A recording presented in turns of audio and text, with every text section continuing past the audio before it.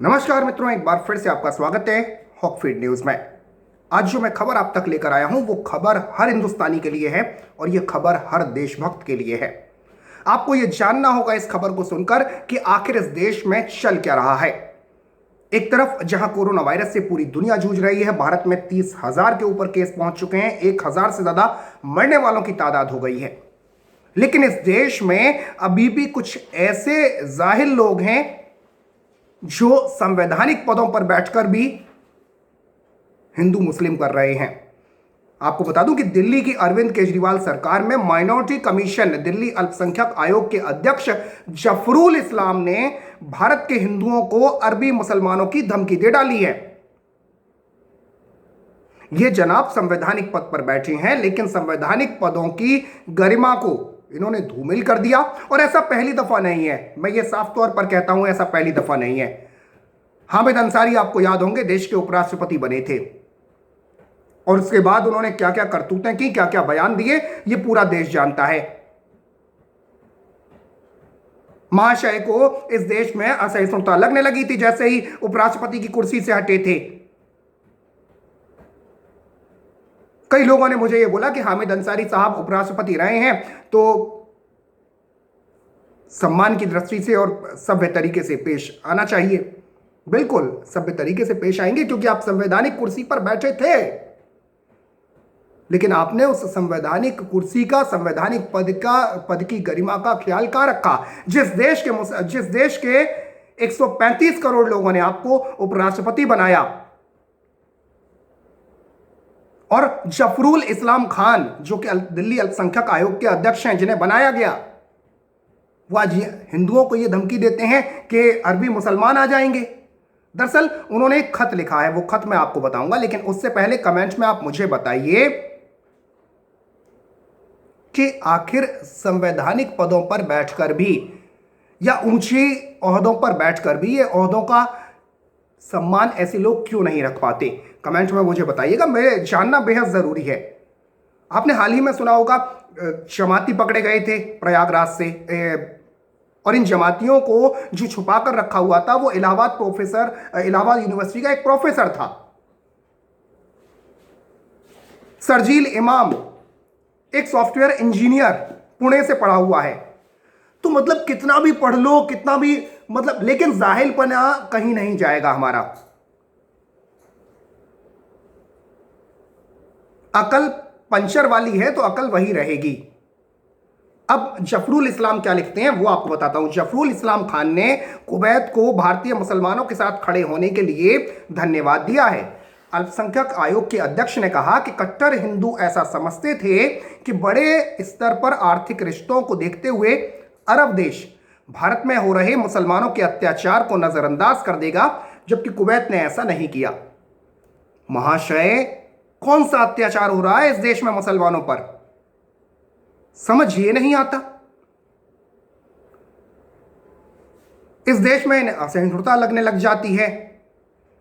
अब ये कह रहे हैं कि इस देश में मुसलमानों पर अत्याचार किया जा रहा है। मतलब खुद आप दिल्ली अल्पसंख्यक आयोग के अध्यक्ष बने बैठे हो और आप कहते हो कि मुसलमानों पर अत्याचार है, मुसलमानों को इस देश में कुछ मिलता नहीं है। आपके हिसाब से तो यही हुआ, लेकिन आप तो खुद महाशय अल्पसंख्यक आयोग के अध्यक्ष हैं। मतलब खुद आप अपनी ही बात को खत्म कर रहे हैं। जफरूल ने लिखा है कि कट्टर हिंदू ये भूल गए थे कि अरबी मुसलमानों की आंखों में भारतीय मुसलमानों की साख काफी ऊंची है। बकौल जफरूल, भारत के मुसलमानों ने इस्लाम के लिए जो किया है उसे देखते हुए अरबी उन्हें सिर आंखों पर रखते हैं।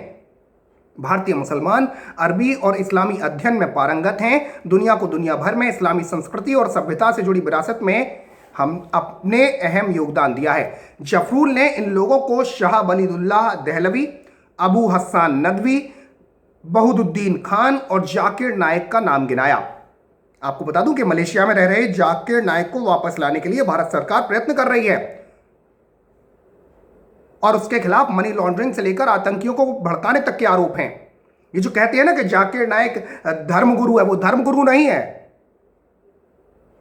वो हेट गुरु है। वो कट्टर इस्लामिक गुरु है जो कि आतंकवाद को बढ़ावा देता है। और जफरुल खान जो है वो जाकिर हुसैन का समर्थन कर रहे हैं। आपको बता दूं कि भारत में कई जगह युवा कट्टर मुसलमानों के यहां से जाकिर नाइक की सीडी तक मिली थी और जिसे देखकर वो आतंक की राह अपनाते हैं, लेकिन जफरुल इस्लाम जाकिर नाइक को फॉलो करते हैं। उनका उदाहरण देते हैं। जफरुल ने चेताया है, चेतावनी दी है, धमकी दी है कि कट्टर हिंदुओं को शुक्र मनाना चाहिए कि भारत के मुसलमानों ने अरब जगत से कट्टर हिंदुओं द्वारा हो रहे घृणा के दुष्प्रचार, लिंचिंग और दंगों को लेकर कोई शिकायत नहीं की है। और जिस दिन ऐसा हो जाएगा उस दिन अरब के मुसलमान एक आंधी लेकर आएंगे, एक तूफान खड़ा कर देंगे। जफरुल इस्लाम ने ये बातें जो हैं वो मंगलवार को बयान जारी करके ये बातें कही हैं। अब आप सोचिए कि किस जहालत से और किस सोच से ये बंदा गुजर रहा है, जो कि दिल्ली अल्पसंख्यक आयोग का अध्यक्ष है, और इस मामले में अरविंद केजरीवाल मुंह में दही जमा कर बैठे हैं। इस मुख्यमंत्री को इतना नहीं समझ आता कि यह बंदा लिख क्या रहा है। अल्पसंख्यक आयोग के अध्यक्ष है और वो सीधे यह कह रहा है कि हिंदुओं को शुक्र मनाना चाहिए, कट्टर हिंदुओं को, कि भारत के मुसलमानों ने अरब जगत से कट्टर हिंदुओं द्वारा हो रहे घृणा के दुष्प्रचार, लिंचिंग और दंगों को लेकर कोई शिकायत नहीं की है। और जिस दिन ऐसा हो जाएगा उस दिन अरब के मुसलमान आंधी लेकर आ जाएंगे भारत पर। वाह साहब, मतलब सीधे सीधे आक्रमण की चेतावनी दे रहे हो तुम। मतलब इस देश पर अटैक हो जाएगा, हिंदुस्तान पर। क्या यह देशद्रोह का मामला नहीं है?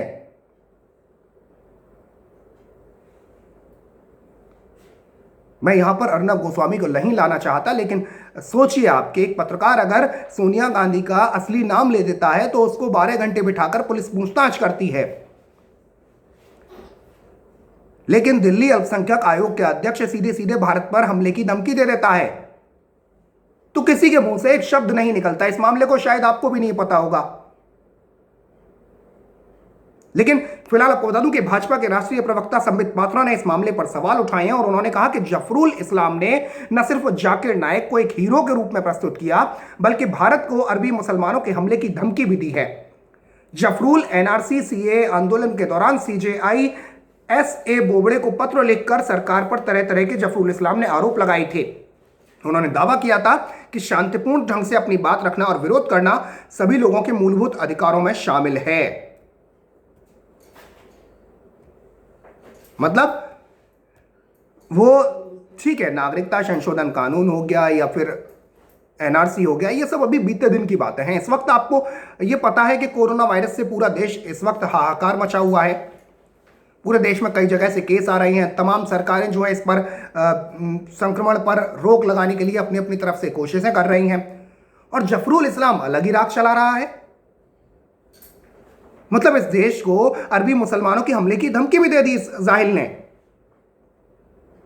और ये आपको बता दूं कि सीजेआई बोबड़े को इसने पत्र लिखा था और उसमें उस वक्त इन्होंने ये कहा था कि शांतिपूर्ण ढंग से अपनी बात रखना, विरोध करना सभी लोगों के मूलभूत अधिकारों में शामिल है। लेकिन जफरुल इस्लाम साहब से कोई ये पूछे कि बम फेंकना, बसों को आग लगा देना, छीन के लेंगे आजादी हिंदुओं से आजादी, हिंदुओं की कब्र खुदेगी एएमयू की छाती पर, यह कौन सा शांतिपूर्ण ढंग से विरोध प्रदर्शन था महाशय? मतलब इसे शांति कहते हो कि बसों पे बम फेंक दो, पुलिस वालों पर बम फेंक दो? खैर, जब इन्होंने शिकायत करी थी, लेकिन अब इस पत्र का क्या मतलब बनता है यह समझ से परे है। फिलहाल आपको बता दूं कि जफरुल इस्लाम ने यह पत्र लिखा है, लेकिन इस पत्र पर अब तक दिल्ली के मुख्यमंत्री अरविंद केजरीवाल वैसे ही खामोश बैठे हैं जैसे मुंह में फेविकॉल किसी के लग जाता है और वो अपने मुंह नहीं खोल पाता। तो वैसा ही कुछ अरविंद केजरीवाल करके बैठे हैं। इस पत्र में आपको बता दूं, दिल्ली अल्पसंख्यक आयोग के अध्यक्ष जफरुल इस्लाम ने पुलिस पर प्रदर्शनकारियों के घर में घुसकर उन पर क्रूरता से हमला करने का आरोप मढ़ा था। उन्होंने सुप्रीम कोर्ट से इस मामले में स्वतः संज्ञान लेने की अपील की थी।